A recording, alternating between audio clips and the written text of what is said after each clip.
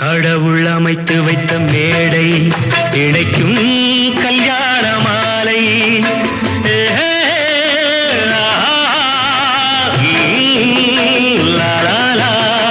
கடவுள் அமைத்து வைத்த மேடை இணைக்கும் கல்யாண மாலை. இன்னார்க்கு இன்னார் என்று எழுதி வைத்தானே தேவன் அன்று. இன்னார்க்கு இன்னார் என்று எழுதி வைத்தானே தேவன் அன்று. கடவுள் அமைத்து வைத்த மேடை இணைக்கும் கல்யாண மாலை. நான் ஒரு விகடகவி, இன்று நான் ஒரு கதை சொல்வேன். ஓங்கிய பெரும் காடு,